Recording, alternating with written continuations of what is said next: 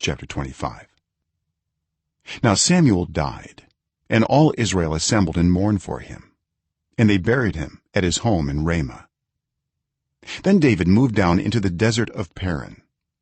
A certain man in Maon, who had property there at Carmel, was very wealthy.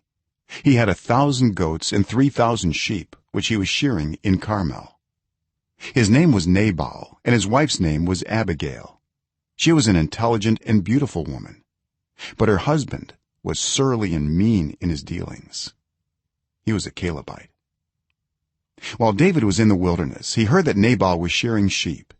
So he sent 10 young men and said to them, "Go up to Nabal at Carmel and greet him in my name. Say to him, 'Long life to you, good health to you and your household, and good health to all that is yours.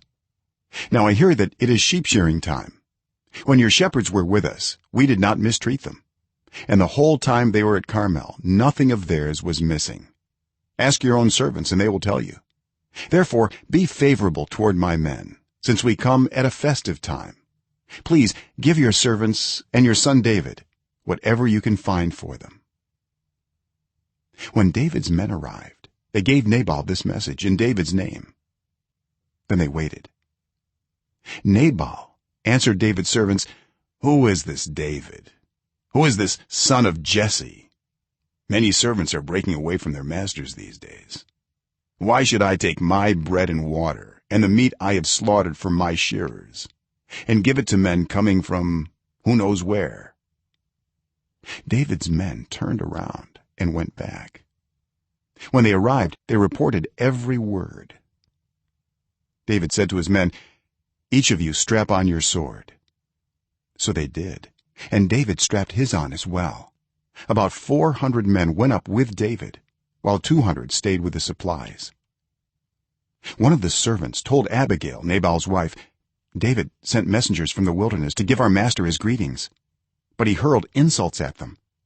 Yet these men were very good to us. They did not mistreat us, and the whole time we were out in the fields near them nothing was missing. Night and day they were a wall around us the whole time we were herding our sheep near them. Now think it over and see what you can do, because disaster is hanging over our master and his whole household. He is such a wicked man that no one can talk to him." Abigail acted quickly. She took 200 loaves of bread, 2 skins of wine, 5 dressed sheep, 5 seahs of roasted grain, 100 cakes of raisins, and 200 cakes of pressed figs, and loaded them on donkeys. Then she told her servants, "Go on ahead, I'll follow you." But she did not tell her husband Nabal. As she came riding her donkey into a mountain ravine, there were David and his men descending toward her, and she met them. David had just said, "It's been useless, all my watching over this fellow's property in the wilderness, so that nothing of his was missing. He has paid me back evil for good. May God deal with David, be it ever so severely, if by morning I leave alive one male of all who belong to him." When Abigail saw David, she quickly got off her donkey and bowed down before David with her face to the ground. She fell at his feet and said, "Pardon your servant, my lord, and let me speak to you. Hear what your servant has to say. Please pay no attention, my lord, to that wicked man Nabal. He is just like his name. His name means fool, and folly goes with him. And as for me, your servant, I did not see the men my lord sent. And now, my lord, as surely as the Lord your God lives, and as you live, since the Lord has kept you from bloodshed and from avenging yourself with your own hands, may your enemies and all who are intent on harming my lord be like Nabal. And let this gift which your servant has brought to my lord be given to the men who follow you. Please forgive your servant's presumption. The Lord your God will certainly make a lasting dynasty for my lord, because you fight the Lord's battles, and no wrongdoing will be found in you as long as you live.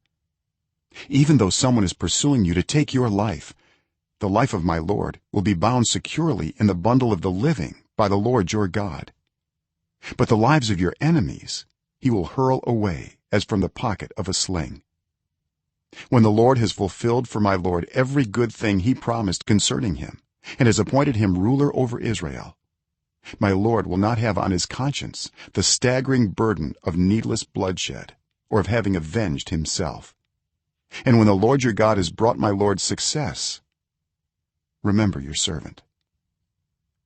David said to Abigail, "Praise be to the Lord, the God of Israel, who has sent you today to meet me.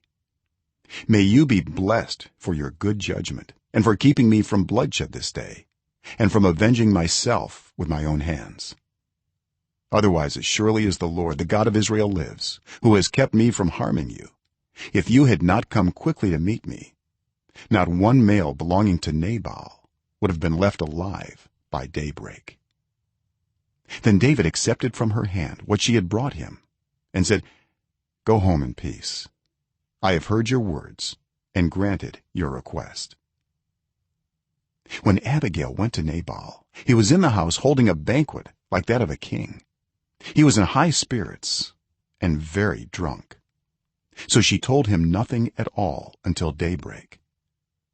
Then in the morning, when Nabal was sober, his wife told him all these things, and his heart failed him, and he became like a stone. About 10 days later, the Lord struck Nabal, and he died.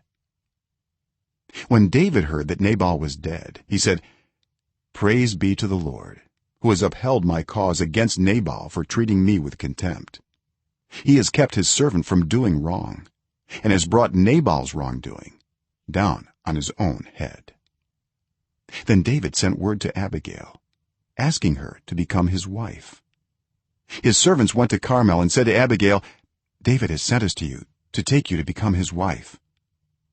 She bowed down with her face to the ground and said, "I am your servant, and am ready to serve you and wash the feet of my lord's servants."